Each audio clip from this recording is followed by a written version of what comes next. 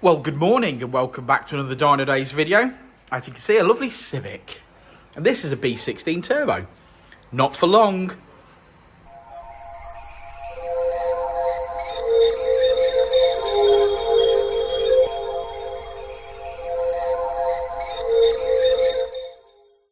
Well, as the lads set up for another KSwap, set all the cameras up for Richard's director's cut. Richard, tell me about it. What are we doing?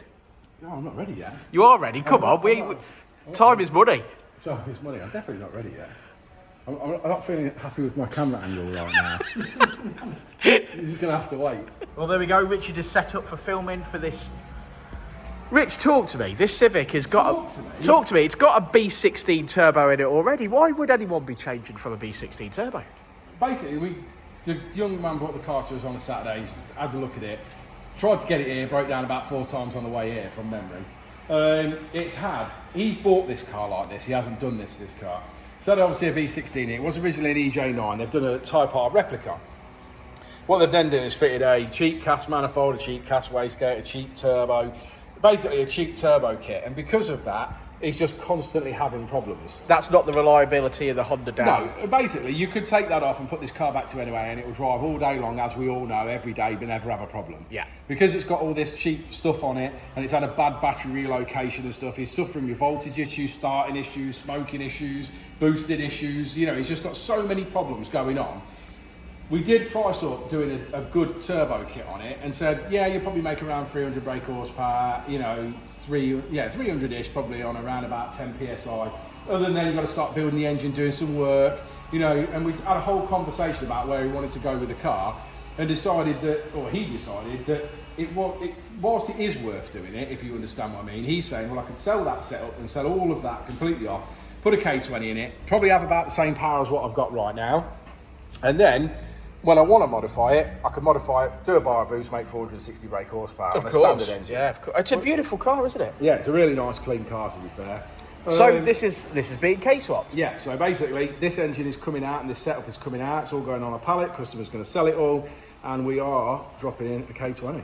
I can see a K20 on a pallet over there. I think I'll save that to the end of the video. Yeah, okay. Yeah, well, this is coming out. I believe it'll be for sale. So depending on when the video gets completed, if he hasn't sold it, this may still be available. But yeah, okay, we'll check back in a bit. And his camera's all set up. They're all getting all arty. Look at that. Awesome. Right, see you in a minute. That is professionalism. Well, it's on a pallet, Richard. It is. Yeah, so engine out. There we go. Obviously removed all the ancillaries around the outside of the engine, which obviously you would expect to have to do. So intercooler off, anything that we sort of battery, it's got a battery relocation in the boot, we're not sure if we're going to sort of keep that yet, but we're sort of making 2 piles. Piles of stuff that is definitely 100% what's not going back on, and pile of stuff that would possibly be used and possibly going back on. Like I said before, we are making custom exhaust intakes, so on and so forth, so the exhaust obviously is not going to get used either. So we're going to start sort of cataloguing some piles a little bit better. But this is the engine obviously out. Something that we did know that wasn't going to help was the ground wire that was in the back only actually in fact went to the boot floor and didn't go all the way through the car as you would like it to do. And also it's probably looking the car's not had a problem because again the power cable is connected to the battery and then runs all the way through the car with no fuse brake or no nothing in there. So okay. Again, obviously very dodgy. I mean, this is the trouble. People do battery relocations and don't think about the obvious. If a wire gets trapped or you had an accident and that got crushed, it'd be just setting fire to the car and burning it to the ground. No, we don't want that. No. So that sort of thing was on there. It did have a cheaper turbo on it. It had a cheap manifold, cheap wastegate. I think, to be honest, that the guy's dog helped him make his intercooler pipe work. Obviously the dog ate that piece and made it shorter than it needed to be. And typical comments about Michelor clamps. This is why you don't use Michelor clamps.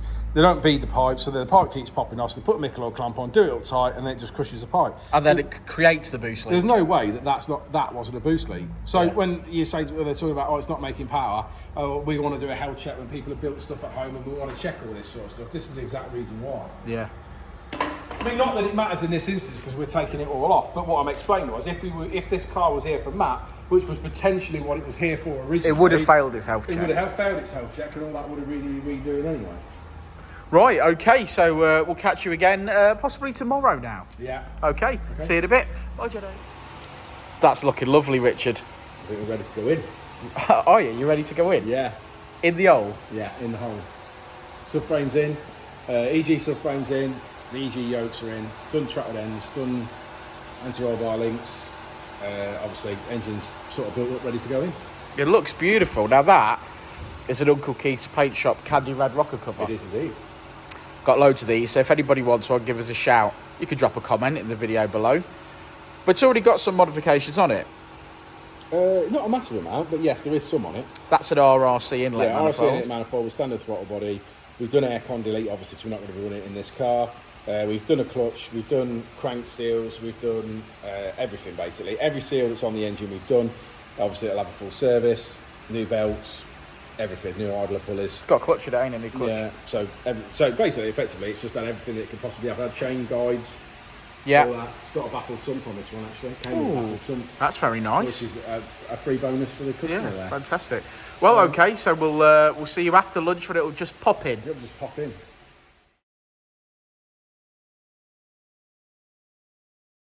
That looks swell. Does, don't it? Yeah, really nice. Yeah, it's sort of, well, it's like it fucking grew there, isn't it? It is, yeah. We're swearing on videos though, are we? Okay, sorry. Fuck! Okay, so I've just heard Richard doing a bit of his director's cut, so there is another video for you guys to see, which is a bit more in-depth than this one, but you know me, I like looking at stuff and pointing and saying that's shiny, but this is looking incredible. Check that out. Richard, this looks like it's nearing completion. We are very close now, to be fair. Few little bits and bobs along the way have been a bit more difficult than a normal KSwap I would use, because we're using FN2. We're using complete FN2 gear here. So yeah, obviously this is a complete FN2 engine with FN2 wiring loom with FN2 ECU. Two things that's going to give us. One is that, as we've talked about and touched on before, the EP3s are getting expensive, the conversions are getting harder to get hold of. The FN2s are getting cheaper because they're going rusty, so the conversions are getting easier to get hold of. So the next logical step is it's going to become FN2 conversions. Sure. So what we've tried to do here is use everything FN2. So we've got electronic throttle body, we've got electronic, we've got fly-by-wire pedal. We've kept the original engine harness, and that goes through. We've got a good loom that to run and work everything and control everything. That's from Racing Circuits. Racing Circuits, yeah. So they did us a loom, which is great. Very helpful, are they? Really helpful. Very knowledgeable, very helpful. Very helpful. So we've working with him, we've got that working. We've obviously using the Ecutek software, because obviously it's original ECU for the FN2. Sure. We've demobilised it, we've sorted out all the things that we need to turn off for the conversion, and we've had this car running and got everything working. Custom pieces that he's asked for as well have been obviously custom induction kit. He's also wanted electronic to hydraulic power steering, which we've also done. Obviously expansion bottles down there, breakers for the power steering are there. Yeah, so a lot of stuff is just basically as you would normally expect from a KSwap, but there's some extra pieces obviously because of the FN2 conversion. But what we're hoping is that we can have everything that you can have on an FN2. So you can have flat foot shifting, you can have adjustable launch control, and you can have the auto blip downshift, which most of those you can't get obviously using the other software. Something that I think is quite valuable is this car is going to be, well, it's going to be worth a pretty penny, and on the Ecutek software you've actually got an anti-theft map. Yes, also we should have 4 switchable maps. Now, needless to say, when you're doing the FN2 it works off the steering wheel. We're not going to have that option here, but Ecutek do sell a dongle which then allows you to change that from your phone. That's called an Ecutek Connect, and you can use your iPhone or Android to switch between the maps and adjust the launch control. Yeah. So again, that's where the customer will probably go. But initially, we're just going to map it as we normally would do, and then obviously he'll have to purchase that. Sure. But yes, it should have switchable maps and everything. So we are close. We've had this car running. We've had it running up to temperature. Our last bit of fabrication now is to make the exhaust. Ooh. What size bore is he going for? 3 inch. Nice. So it might make some power because it's actually got an RRC inlet manifold, a decent exhaust manifold, decent exhaust. Yeah, it's going to make some power.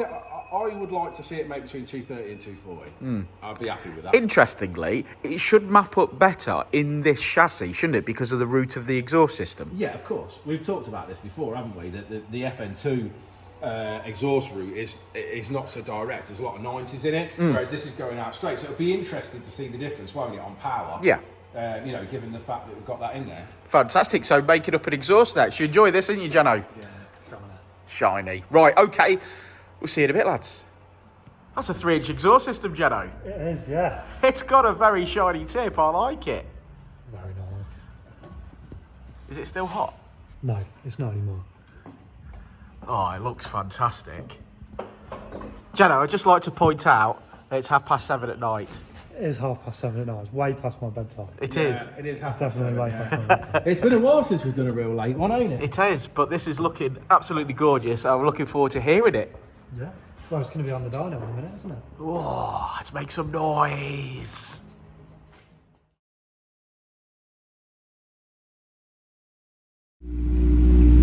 Well, there she is on idle.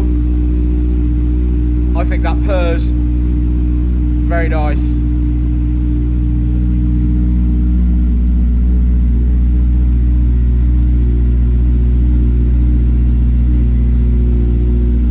Sounds great. Let's do it.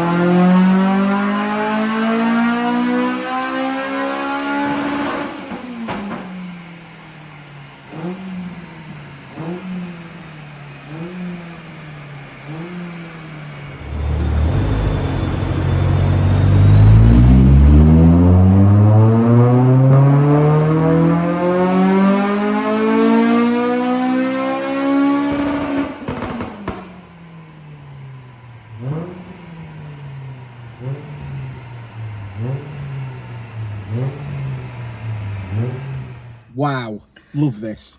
Yeah, I mean, wow, what a day. I mean, it's now near enough 9 o'clock at night. We've been here since 8:30 this morning. We really were pushing hard to get this finished today. Yes, we've pretty much been on the exhaust most of the day, getting the exhaust done. Obviously, Tig welding it all up. He wanted a sports cat. There's quite a lot of work been going on. So there's been a couple of final finishing touches that we've done. We didn't like the ground clearance on the sump, so we've raised it up. There's 2 sets of holes in the engine mount, so we raised that up. I wasn't 100% happy with the gear linkage. We have been obviously working on that quite extensively to get that to work and be good. I wasn't happy that it seemed like it was a little bit over to the left a little bit. Too much, for example, so obviously we've reworked that as well. So we have been getting through just the final little touches that just need a little bit of work to get them done. We've done that. We've got the exhaust finished probably about 7:30ish, did we say? I think so. I think we had 20 minutes for some pizza, didn't we? Yeah, we had 20 minutes for some pizza, and then yeah, got it on the dyno and got it mapped. We'd already got a really good base file. We'd already got most of that already sorted out. The absolute beauty of this for me is that it's got all of the FN2 features, all the things that everybody wants with the FN2. We can now offer it on a KSwap.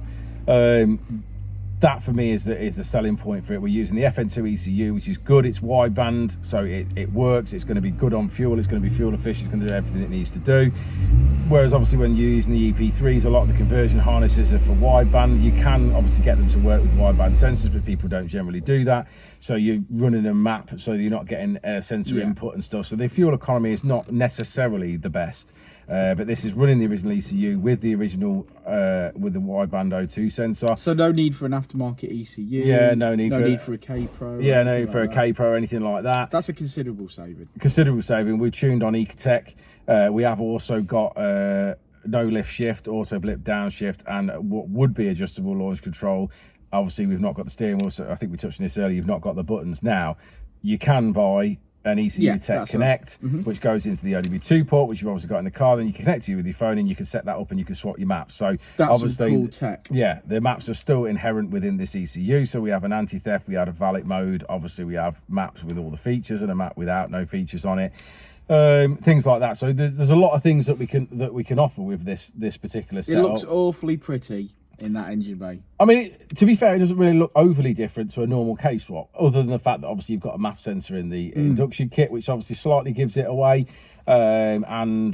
You know, it's that sort of thing. The little details people would obviously notice as such, you know what I mean? But generally, it looks like it grew in there, which is always the case. It's what we strive to try and do. I mean, this was a great car to start with, wasn't it? I think the car was really good. Someone spent a lot of time on it. The suspension's been done, all the underside's been undercoated, it's been repainted. It's a very pretty car. It's a very pretty car. It's been really well done. It's just someone had the B16 in there, and I think if they'd left that alone, would have been a really good setup. NAB16. NAB16. Someone had put a cheap turbo kit on it and like put the battery in the boot, and somebody had done basically deleted the reliability of this vehicle. 100%. They basically used cheap parts and then made the car unreliable, which then obviously took all the fun out for the owner. I think he's only had it about 3 months, and he has obviously bought it as it was. But what we're hopefully going to give him back, or we are going to give him back, something that's ultra reliable, and you can just daily drive this car. It'll drive just like basically like an FN2 with all the modern features and the fuel economy and everything else. And then if he wants to go further and if he wants to do other things, so for example, if he wanted to supercharge or turbocharge or whatever, then the sky's the limit. He can keep going forward with power, you know what I mean? Where obviously, I appreciate this is costly at the moment and you want to drive it and enjoy it as it is right now, but the scope is that you can move forward. The value of these cars with Ks in them, you know, this is probably the best one of these I've ever seen. So, you know, bodywork wise, underneath, etc. This is something special. So it's only added value to this car. Absolutely, without question. It's worth what he spent. Yeah, really like this car. It's been a week and a bit. 2 weeks. We've 2 full weeks. Two full weeks, really. Yeah, I mean, we had a first week on it, and we were on it, if you get what I mean. And then we've had a week, not necessarily a week of full work in the workshop, but a week as in we've obviously been fitting it in with other things, and then obviously finalising the little You've details. had 12 hours on it today. Oh, I've had 12 hours on it today, yeah. But finalising details. But to be fair, though, he wanted custom touches. He wanted the power steering, he wanted a sports category, he wanted full exhaust, good point. Wanted full exhaust, wanted induction kit. So there's a lot of custom fabrication that's gone into this car as well. But yeah, so it's definitely worth it. Yeah. And we finished on 236 brake horsepower. Yeah, 236. I think I'm really, really happy with that. I think we've just got an RRC inlet manifold. We've got the standard throttle body on. We've got a good induction kit. We've got a good exhaust manifold, and a good 3-inch exhaust. And yeah, 236. That's exactly where. If I said I was gonna hope for any more, maybe 240. Yeah. But we're splitting hairs over that. I think I'm really happy with that. Yeah.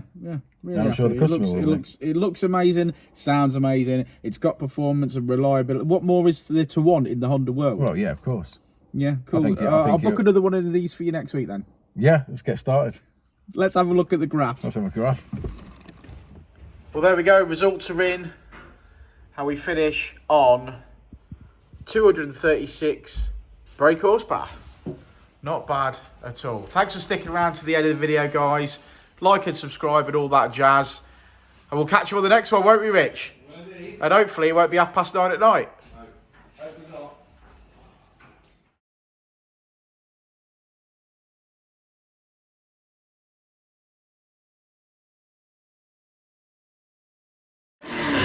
I'll say it again. Life moves pretty fast.